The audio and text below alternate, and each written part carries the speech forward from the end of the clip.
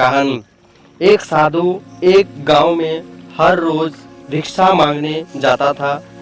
जिस घर में भी जाता कोई आटा, दाल या चावल कुछ भी दे देता और वो अपना इस तरह पेट भर लेता था।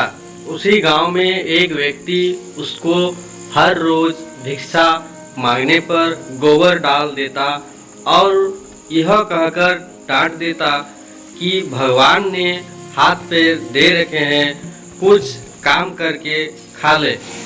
अब साधु चुपचाप गोबर लेकर आ जाता है और एक तरफ ढेर लगा देता। ऐसे करते करते उस गोबर बहुत बड़ा ढेर बन गया। साधु भी हर रोज भिक्षा मांगने जाता।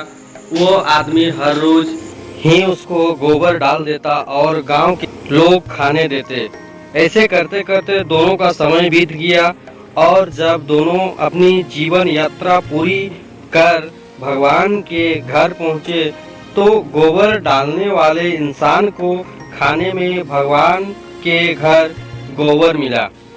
तो उसने कहा भगवान से कहा, ये प्रभु मैं गोबर कैसे खा सकता हूँ? भगवान ने कहा कि जब साधु तेरे घर भिक्षा मांगने जाता था, जिसका कोई और भिक्षा मांगने के सिवाय कोई चारा नहीं था, तो आप उसको भिक्षा में गोबर देते थे। वही गोबर का ढेर अब इतना बड़ा हो गया कि आपको खाने के हिस्से में अब गोबर भी आएगा। तो उस व्यक्ति ने भगवान के पैर पकड़ लिए और कहने लगा, भगवान मैं गोबर नहीं खा सकता, कृपया इस समस्या का कोई समाधान बताओ।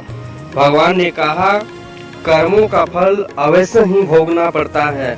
अब तो इंसान प्रभु के आगे रोए और गिड़गिड़ाए, कृपा करके इस समस्या कोई समाधान होगा तो बताओ।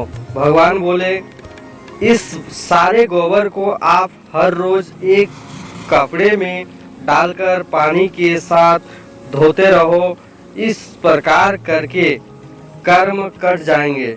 ऐसे करते करते उसको गोबर को धोने में कम से कम 1 साल लग गया और सबसे लास्ट में गोबर का जो आखिरी अंश भूस और घास के कुछ हिस्सा कपड़े के ऊपर रह गया। तो भगवान बोले, अब आपको ये हिस्सा तो खाना ही पड़ेगा।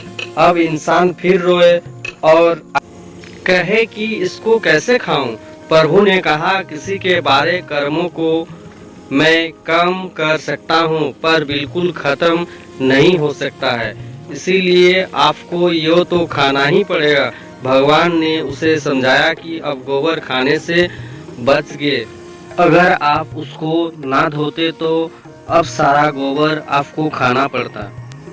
कर्म फल का महत्व। इसी प्रकार जब हम जीवन में कोई फल या पौधा लगाते हैं तो उसको उगने में और बड़े होने में समय लगता है और फिर कहीं साल 2 साल बाद बड़ा होता है, फिर उस पर फूल लगते हैं। क्योंकि किसी भी कर्म का फल एक दिन में नहीं मिलता, चाहे वो अच्छा हो या बुरा।